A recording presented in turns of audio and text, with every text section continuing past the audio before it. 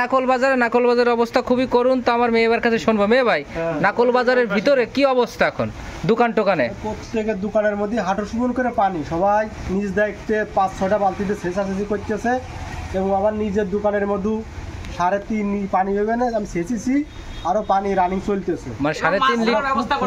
আমরা তো যে অবস্থায় গেছে, ব্যবসা বাণিজ্য আমাকে মাছ চাষ করতে হবে না সেরকম পরিবেশ। এই যে সাইডে একটা দেখলাম যে প্রায় মাছ চাষ করার মতন পুকুরের মতন অবস্থা, ওখানে কি মাছ ছাড়ার কোনো পরিকল্পনা আছে? সেরকমই করতে হবে। তাছাড়া তো যে ব্যবসা বাণিজ্য প্রত্যেকের মাল মাটি ভিজে একদম চপচপিয়ে বৃষ্টিতে চলে যাচ্ছে। দেখি আমাদের এই দর্শক যে কথা বললো তার সাথে কতখানি মিল আছে, অবশ্যই আপনারা আমাদের সাথে থাকবেন। আমি এখন বাজারের ভিতরে যাচ্ছি।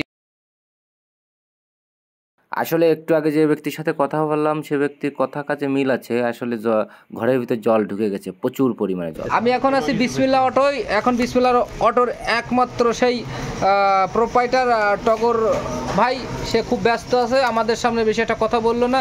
যাই হোক, তার দোকানটা একটু ঘুরে দেখাচ্ছি আমরা। এখানে যারা মোটরসাইকেলে পাসপত্র চান তারা অবশ্যই চলে আসবেন, প্রচুর পরিমাণে সবকিছুই আছে। যে কোনো মোটরসাইকেলে যে কোনো জিনিস পাবেন। এই যে আমার এই বাইরে চলে আসবেন, এই মোবিল টবিল দিয়ে সব আছে, যে কোনো ধরনের মোবিল আপনি যেগুলো যাবেন সেগুলোই পাবেন, সমস্যা নাই। আর এখানে উন্নত মানের চা বিক্রি হয়, অবশ্যই চলে আসবেন আমার এই শফিকুল ভাইয়ের দোকানে, ওরফে জজ।